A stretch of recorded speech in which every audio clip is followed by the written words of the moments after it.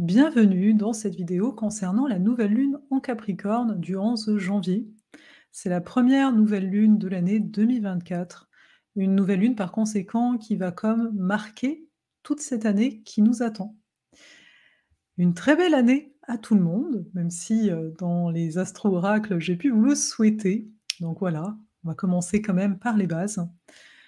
C'est sûr qu'ici c'est une année 2024 qui s'annonce, au niveau astrologique avec plusieurs, changements majeurs, comme souvent, mais des changements ici, je pense à Pluton qui arrive en Verseau, à Jupiter qui arrive en Gémeaux, et par conséquent, un côté plus aérien que l'année qui vient de s'écouler, que les dernières années qui viennent de s'écouler et donc on pourrait ici, si on voulait, faire des vœux pieux, se dire: «Alors, est-ce que ça va apporter du mouvement par rapport à certaines situations qui peuvent nous paraître à l'heure actuelle, assez obtus, assez, bloquées?» Parce qu'on sait, les Gémeaux, on s'en parlera quand ça passera en Gémeaux, mais c'est quand même une belle capacité à relier des choses qui peuvent sembler ne pas avoir de rapport, mais qu'en fait si. Donc on va pouvoir voir ça durant l'année. Mais pour, cette nouvelle lune, on va faire comme d'habitude, c'est-à-dire je vais regarder le degré Sabian et puis on regardera la carte. Simplement, la nouvelle lune, ça ouvre donc un nouveau cycle. La particularité ici, c'est qu'on part du Capricorne pour arriver à une pleine lune qui va se retrouver en Lion. Et alors c'est sûr, il y a 6 mois de ça, à partir de février, il y a 6 mois, on a eu la nouvelle lune en Lion qui va venir faire écho à cette pleine lune en Lion qu'on va avoir. Mais ce que je veux dire par là, c'est que là, on est en train d'ouvrir un cycle qui verra son apothéose avec la pleine lune en Lion et non pas une pleine lune en Cancer. On a eu juste avant, par contre, une pleine lune Cancer. Donc arriver ici dans des énergies, on va dire, purement capricorniennes, c'est pas anodin. Surtout, comme vous l'avez vu en titre, je parle ici de transformation collective. On est en nouvelle lune, les choses peuvent se passer beaucoup en sous-marin, mais on va essayer de mettre en lumière, comme d'habitude, quelles sont les choses qui se passent en dedans de nous, qui nous paraissent anodins et qui finalement sont un petit peu plus que ça.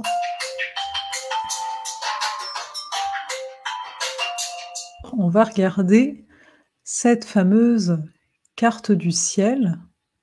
Je vais vous partager ça dans un instant, avant de regarder le degré, voilà. Donc, nous avons là la carte de la nouvelle lune.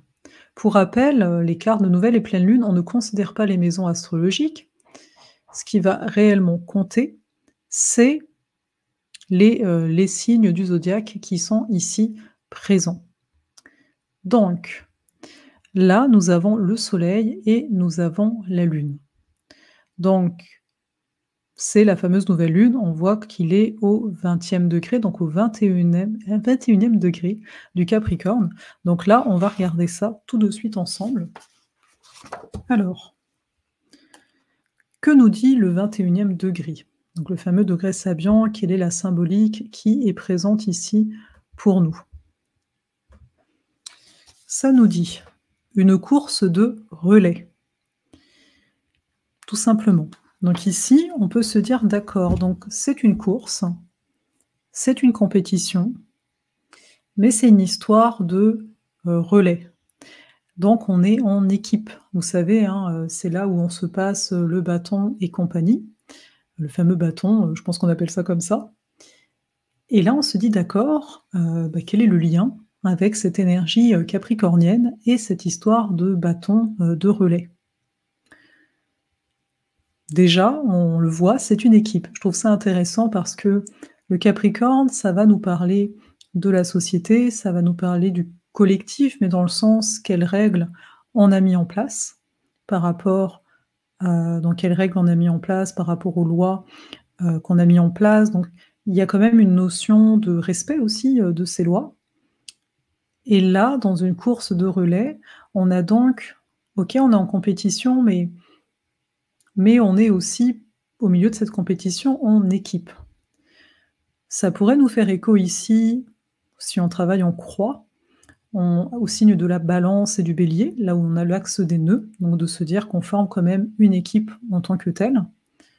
Tandis qu'en face, hein, du Capricorne, on a le Cancer et qu'en face de la Balance, on a donc le Bélier, des signes qu'on peut mettre en relation à une notion de compétition. Mais ce que je veux amener là, personnellement, ça m'a fait drôle, hein, parce que de voir ce ce degré Sabian, mais parce que c'est comme si on nous disait, enfin, on se disait: «OK, pour cette année, on est dans la même équipe. Il se passe des choses sociétalement parlant, mais si on est ensemble, si un tel prend sa place», hein, dans le Capricorne, on parle aussi de positionnement, et bien, petit à petit, on va pouvoir créer quelque chose. Donc à mon sens, c'est un petit peu un des clins d'œil de ce degré Sabian au 21e degré. Et là, on va donc voyager dans la carte comme d'habitude. Donc cette carte, il faut voir que le Soleil et la Lune, ils sont pas très loin de Pluton. Pluton à la fin du Capricorne. C'est le 11 janvier, je vous ai dit tout à l'heure, le 20 janvier, Pluton, il va arriver en Verseau juste ici. On pourrait considérer qu'on a déjà une conjonction, sachant que la pleine Lune, hein, dans 2 semaines, elle aura lieu donc en Verseau, le Soleil sera en Verseau, mais Pluton aussi.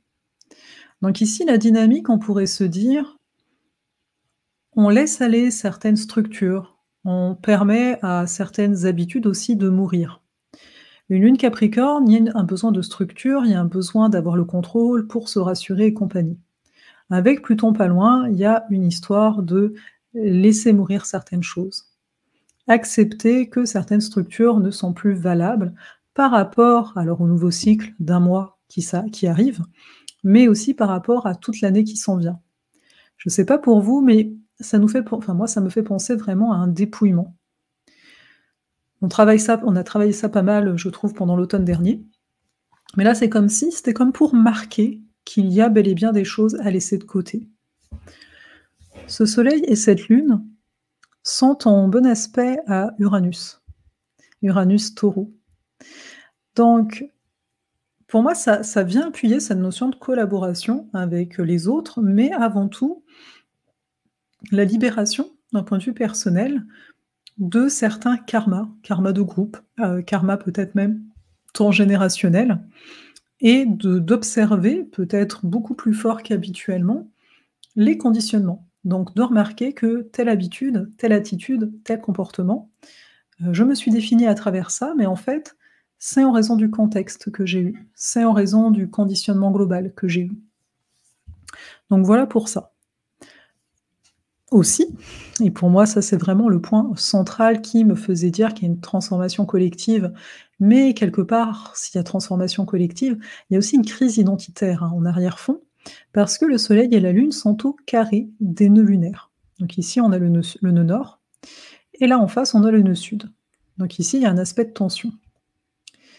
Donc ça vient marquer qu'on se cherche, on se cherche nous-mêmes. Le Capricorne, il nous apporte une certaine solidité, une certaine constance dans la durée. Mais ici, vu que le nœud nord, il est en Bélier et ça nous parle vraiment de jeu, c'est de se dire: «Mais qui est-ce que je suis moi, par rapport à la place que j'ai dans le monde, par rapport à la place que je pourrais prendre dans le monde?» Ou bien, on pourrait voir les choses de façon inverse, quelle place le monde veut me faire prendre? Par la force des choses, par le fait qu'on est tous dans le même bateau.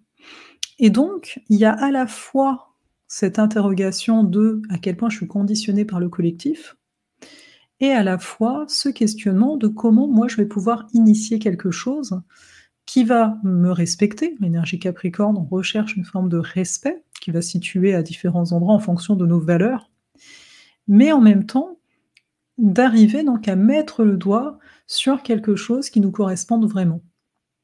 Le nœud nord, ici, il est en conjonction à Chiron Bélier. Chiron Bélier, ça fait plusieurs années qu'il est là, mais le fait que c'est pointé comme ça, c'est comme si on nous disait: «Et s'il était temps de voir là où tu as du mal à t'affirmer?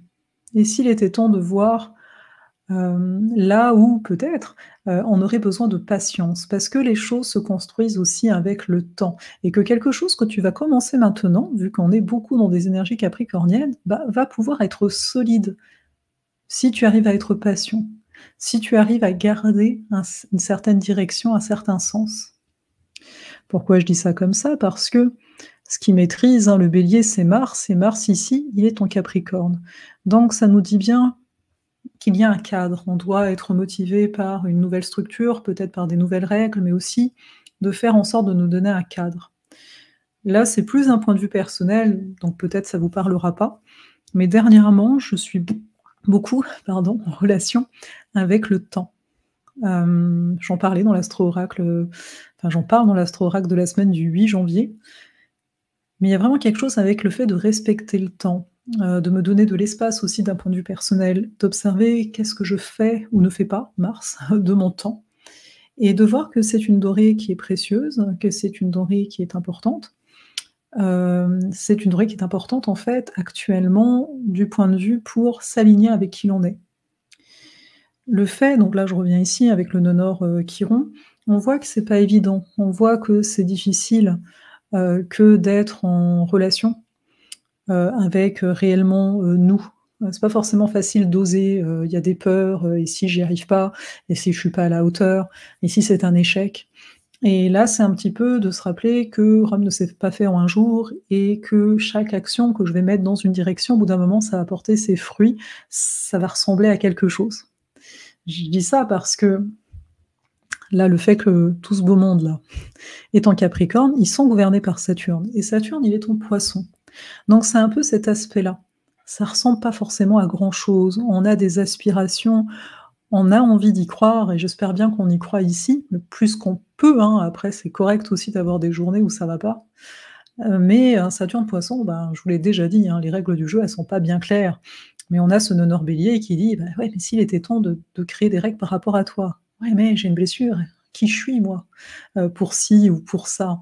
Et après tout, oui, moi je, côté Bélier ici, le moi j'ai envie de faire ci ou j'ai envie de faire ça, mais est-ce que ça a du sens? Hein, la Vénus ici, elle est en quête de sens. Est-ce que ça a du sens par rapport au collectif à l'heure actuelle? Parce qu'on s'entend, on le sait, c'est le propre, hein, de l'axe, Balance-Bélier, mais on n'est pas tout seul. Enfin, je veux dire, même si je dis, bah, par exemple, j'adore l'astrologie, bah, si en tout cas je veux avoir une existence par rapport à ça, bah, je vais être en relation aux autres, automatiquement. Bien sûr, je pourrais étudier l'astrologie tout seul dans mon coin, mais si j'ai pas de retour des gens, je peux m'imaginer n'importe quoi et ça il y a pas forcément de contribution qui a lieu là. Je parle un petit peu de contribution parce que, bah, c'est les énergies qui vont suivre, hein, dès, dans 2 semaines. Donc il y a cette recherche qu'on on pense ici, en ce début d'année collectif, on parle aussi en termes de contribution et donc également en termes de, ben, peut-être qu'aujourd'hui enfin ça sert à rien, on ne voit pas l'aboutissement de nos actions, mais de comprendre que ça va perdurer dans le temps, que ça va ressembler à quelque chose à un moment ou à un autre. Donc ce Saturne ici en Poisson, lui, il fait quoi? Il est en bel aspect à Mars, donc quand même une bonne période pour justement commencer à mettre en place de nouvelles habitudes et pour commencer, pourquoi pas, à s'y tenir. Et en même temps, Saturne, il est en bon aspect à Jupiter Taureau. Donc on voit qu'il y a une volonté aussi de revaloriser peut-être certaines connaissances qui sont là depuis longtemps, revaloriser une façon d'être, hein, le côté poisson. Il y a aussi la notion d'être plus que de faire derrière, mais pour revaloriser, faut s'activer aussi. Donc oui, c'est de l'être, mais avec, quand même, du faire derrière. Mais le Mars Capricorne, c'est quand même sa grande force, c'est de savoir que si ça prend du temps, ça prend du temps et d'aller aussi chercher les ressources, d'aller chercher les soutiens qui sont peut-être pas présents tout de suite, pour parvenir à ouvrir ses horizons. Mars, son bel aspect à Jupiter, on cherche à ouvrir nos horizons ici d'un point de vue de la matière, donc on veut aussi des choses, tangibles. À côté de ça, on a toujours Mercure. Le 11, il sera pas sorti de sa boucle, hein, de rétrogradation, hein, donc ça part à peu près à partir du 21 janvier, donc on aura vraiment des énergies complètement renouvelées pour la pleine lune, j'ai envie de dire. Et donc ce Mercure ici, il est en Sagittaire et lui, de son côté, il est en Tension. Il est toujours en carré à Neptune, mais il est en très bel aspect, quand même, à Saturne. Donc Mercure Sagittaire, c'est toujours, on est quand même toujours en recherche d'un point de vue mental, avoir nos objectifs, où est-ce que je veux me rendre. On est aussi en recherche d'un sens qui fait sens, tout simplement. Le fait que ce soit carré à Neptune, ça peut donner pour certains une facilité à avoir des idées, à peut-être revoir aussi certaines idées. C'est-à-dire qu'avec le Mars Capricorne, on est un peu plus dans la matière, on a certaines responsabilités aussi. Et donc peut-être qu'on s'imaginait que ce sera comme ci, comme ça, ben non. Donc là, avec l'aspect à Neptune, on peut remodeler notre pensée, remodeler notre façon de communiquer. Pour certains, Mercure, Neptune pourrait, donner envie de fuir. Alors fuir quoi? Ça va dépendre de chacun, mais il y a pas mal de monde qui pourrait se dire: «J'ai pas envie de me confronter à la réalité», alors que même que le soleil lune en Capricorne, il nous dit: «Bah si, il faut te confronter à la réalité» et puis peut-être c'est pas une confrontation, c'est pas un combat, on vient de te parler que c'est une course de relais, donc peut-être que c'est aussi, d'un point de vue très, très interne ici, le fait d'être en alliance avec soi-même. Ça, c'est assez important aussi ici de se dire: «Est-ce que je suis mon meilleur compagnon à l'heure actuelle? Est-ce que je me donne les moyens, mais dans le sens, est-ce que je suis vraiment responsable de moi? Ou est-ce que je suis plutôt en fuite, en fait, donc je ne veux pas aller vers certains endroits?» Après, le tout est toujours d'avoir du discernement. Parfois, on n'est pas en fuite, on est simplement en gestation, c'est juste pas le moment, hein. Il y a toujours, quand on est dans les énergies Capricorne, une histoire de timing. Quand est-ce que c'est le bon moment? Et de le ressentir. Saturne il est en Poisson, de ressentir quand est-ce que c'est le bon moment, mais aussi de ressentir quand est-ce que je suis dans la fuite et dans l'illusion. Alors Vénus, elle est ici en Sagittaire. Elle est en bel aspect au nœud. Et elle est en quinconce un petit peu large à Uranus. Mais donc, cette Vénus, elle va dans le même sens que le Mercure, c'est j'ai envie d'approfondir des choses, j'ai peut-être envie de m'expanser, j'ai envie d'apprendre, mais après, voilà, dans le concret, à quel point c'est possible ou pas? À quel point je me permets ça? À quel point c'est une fuite ou c'est réellement un apprentissage que je suis en train de faire avec une Vénus ici Sagittaire? Ça fait du bien, en tout cas dans l'absolu, que de se donner des horizons. On a besoin de ça à l'heure actuelle. C'est là qu'ensuite, une fois qu'on a des horizons, que le Capricorne peut réellement s'activer, mais c'est vraiment quand on sera dans l'énergie Verseau que, on va dire que la vision va vraiment s'imprégner et être présente. C'est toujours particulier quand on est dans beaucoup d'énergie de fin de zodiaque, hein, on va dire par ici, parce qu'on entend, il y a beaucoup cette notion d'objectif, cette notion de vision et pourtant quand on arrive dans l'énergie Poisson, il y a aussi ce côté: «Attends, il y a une forme de gestation, qu'est-ce qui réellement va naître au niveau du printemps, quand on sera au niveau des énergies, d'avril ou de fin mars en tant que tel?» Parce que, comme je disais, on est en croix, hein. Donc il y a le Capricorne Cancer et il y a le Bélier Balance. Donc ici, il y a une forme de gestation, hein, c'est ce qui se passe pendant l'hiver. J'ai certaines intentions, j'ai certaines ambitions en fait, pour dire la vérité et de se dire: «OK, qu'est-ce qui va éclore? Qu'est-ce qui va germer? Qu'est-ce qui va prendre feu dans le bon sens du terme? Qu'est-ce qui va réellement, hem, qu'est-ce qui va me permettre d'initier? Qu'est-ce qui va vraiment» c'est comme si ici on préparait le bois, c'est du genre, quel bois va prendre en fait? On pourrait le voir comme ça en termes d'image. Tout ça pour dire que voilà, chaque nouvelle et pleine lune sont totalement reliées, on le voit bien, hein, je veux dire, on n'a pas des coupures comme ça. Mais c'est juste pour vous amener justement peut-être un horizon un peu plus large. Certaines personnes vont très bien voir d'un mois à l'autre qu'est-ce qui s'est passé, d'autres moins. Il n'y a pas de jugement à avoir là-dessus. Mais voilà pour ça. Donc pour moi, quand j'ai une transformation collective, j'en ai pas parlé beaucoup forcément, mais il y a quelque chose qui se prépare. Et le collectif, pour moi, part de l'individu et on le verra, beaucoup plus clairement lors de la pleine lune, qui s'en vient, tout rapidement. Alors là-dessus, je vais vous laisser aller. Je voulais juste vous dire pour rappel que, le 11 janvier, c'est le dernier délai pour rejoindre Astrosophal, donc c'est un accompagnement sur 1 an, où je réponds à une de vos questions 1 fois par mois, où vous avez, un guide, astrologique, pour, planifier votre mois ou bien pour regarder par après, qu'est-ce qui s'est passé vous dans la semaine et de regarder de façon posée, les différents éléments que je vous mets à chaque semaine. Il y a aussi un programme là qui est toujours en cours à l'heure actuelle, que je suis en préparation dessus, pour reconnaître vos états de stress en fait, comprendre c'est quoi le stress, de voir qu'en fait, ben, le stress, les différents états quelque part qu'on appelle de survie, nous gouvernent pas mal en règle générale dans nos réactions et comment en fait faire en sorte amener de la mobilité, là-dedans pour, mieux vivre le quotidien, se sentir en fait en sécurité. C'est un petit peu le mot clé. Donc je suis en train de préparer ça et ce sera un programme de fond pour Astrosophal. Donc voilà, moi je serais très heureuse de vous accueillir à Astrosophal, c'est juste, voilà, je vous préviens que le délai il est là. Et puis sinon, j'ai pas la date sous les yeux, mais je crois que c'est le dernier week-end de janvier. Je vais, proposer un atelier sur l'axe, Balance, Bélier, sur les nœuds lunaires et de regarder qu'est-ce que ça donne par rapport à votre carte du ciel à vous. Donc ça, je vous en reparlerai pour les inscriptions. Et puis voilà, donc avec plaisir pour vous retrouver sur Astrosophale et puis tout simplement à travers les astro-oracles ou les autres vidéos. Prenez soin de vous et encore une fois une belle année.